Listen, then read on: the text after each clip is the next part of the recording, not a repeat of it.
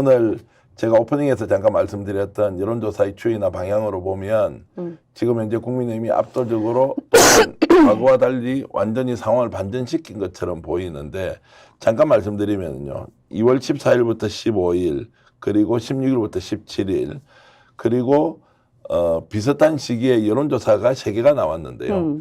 민주당에 대한 지지율이 37%, 국힘이 43%, 이게 이제 한국경제고요. 연합뉴스에서는 보도한 것이 리얼미터 조사인데 여기도 지금 국민의힘이 39.1, 민주당이 40.2, 거의 이제 격차가 없는 걸로 나왔지만 여론조사 꽃이라고 들어보셨죠. 여기서는 ARS 조사를 16일, 17일 양일간 해보니까 민주당이 49.8%, 국민의힘이 36.4%로 오차범위 밖을 훨씬 벗어나서 정당 지지율이 박빙이다 또는 국민의힘이 앞선다 또는 민주당이 훨씬 앞선다 이런 조사가 동일한 시점에 조사를 했는데 나왔단 말이에요. 그런데 이제 다수 언론들은 야 이게 이제 국민의힘이 한동훈 효과를 본격적으로 보고 있고 이재명의 리더십이 타격이 이제 많아서 결국 민심에서 민주당이 멀어지고 국힘이 앞서고 있다 이렇게 이제 보도를 하고 있습니다. 네, 그래서 이제 언론을 경계해야 됩니다. 예. 언론이 지금 굉장히 제가 볼 때 너무 심하게 편향적이다. 네. 이런 얘기를 안 할 수가 없고요. 여론조사라는 것도 마찬가지지만 생각을 해보세요. 자, 지금은 저는 그러니까 내가 이 윤석열 정권을 견제할 거냐 아니면 도와줄 거냐에 대해서 상당수가 이미 입장이 좀 정해져 있다라고 봅니다. 네. 다만 이런 건 있을 겁니다. 조금 기가 죽거나 살거나 그런 게 있겠죠. 그걸 막 밖으로 얘기하냐 마냐. 왜냐하면 이미 2년 동안 지켜봤거든요. 2년 동안 지켜본 윤석열 정권에 대해서 국민들이 주권을 행사해서 이것을 견제할 수 있는 유일하고 마지막 기회가 바로 이번 총선입니다. 이번 총선에서 그 기회를 놓치면 3년을 그냥 쭉 가는 거죠. 그 부분을 2년 동안 국민들은 지켜봐 왔고요.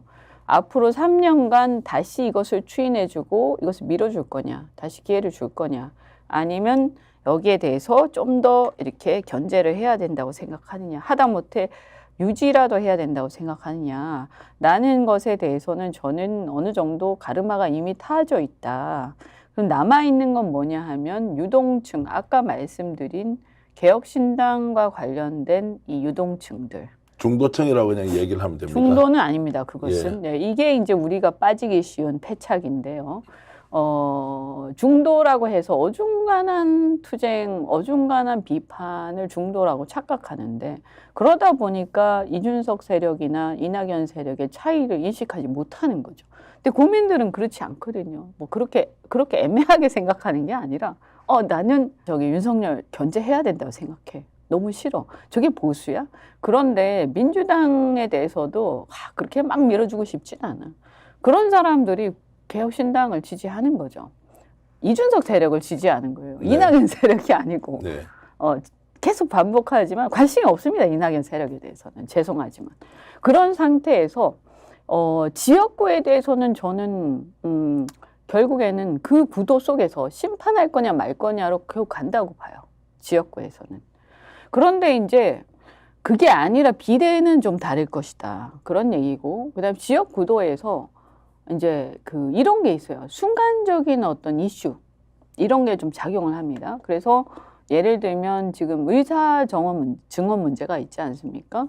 윤석열 대통령이 저는 이것도 참 보면서 정말 비열하구나 하는 생각이 드는 게 의사 증언이 어제 오늘 이슈입니까? 이때까지 하나도 아무것도 하지 않다가 총선을 불과 한 50일 앞두고 갑자기 칼을 뽑습니다. 그것도 2,000명을 증언하겠다고 하니까. 말도 안 되는 거죠. 예. 왜냐하면 증언을 하는 건 좋지만 예.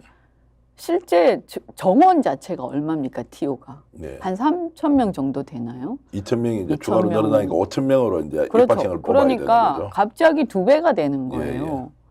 자, 그러면 이 2배를 수용할 수 있는 뭐가 있습니까?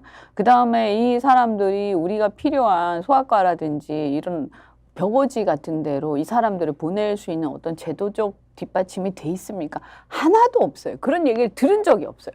그런 거 없이 숫자를 탁 던지고 그 다음에 의사들이 발끈해서 파업하기를 유도하는 겁니다. 이렇게 얘기하면 파업한다고 나올 수밖에 없습니다. 기가 막히니까. 왜냐하면 한 번도 대화를 하지 않았고 그 관련된 시스템을 하나도 완비하지 않은 상태에서 정말 이것을 폭력적으로 하고 있거든요.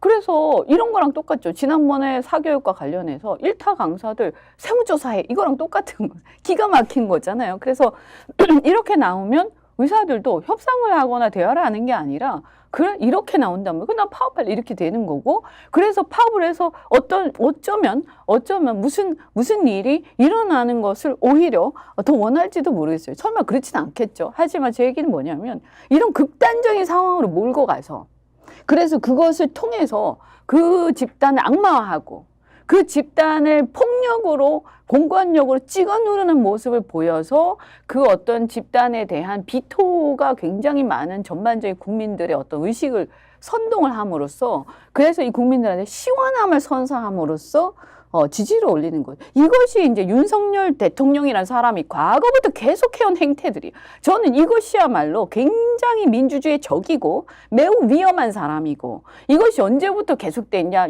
문재인 정권 때 적폐청산 때부터 계속해온 짓이에요. 이것은 사실은요 보수고 진보고 어떤 이슈건 간에 이런 행태의 정치를 이제는 우리 근절을 해야 돼요. 그래서 여야가 사실은요 보수 진보가 손을 잡고 이 문제부터 처리를 해야 되는 거예요. 박근혜 대통령, 이명박 대통령 무슨 잘못한 게 있었지만 그렇게 하는 건 아니었거든요. 그다음 조국 사태에서 우리가 처음엔 조국 사태에 대해서 이거 문제가 있다라고 했지만 저렇게 잔인하게 할 수가. 그다음에 무슨 노조도 우리 국민들이 노조에 대해서 문제의식이 있죠. 그러나 화물연대, 그다음에 대우조선, 그다음에 이 어떤 그 건설노조의 행태에서 보여준 것들을 보면 그 노조 중에서도 거기만 탁 파내가지고 그 집단만 무너뜨리는 전술을 쓰는 거죠. 그래서 이게요, 사실을 보면 이 문제는 보건의료 정책 전반적인 얘기인데 그 문제를 전체적으로 건드리지 않고요. 왜냐하면 그러면 보건의료 전체가 적이 되니까. 그 중에서도 가장 소수고 가장 특권층이라고 국민들이 생각할 수 있는 의사들만을 탁 집어내서 거기만 적으로 만들고 고립시키는 거예요.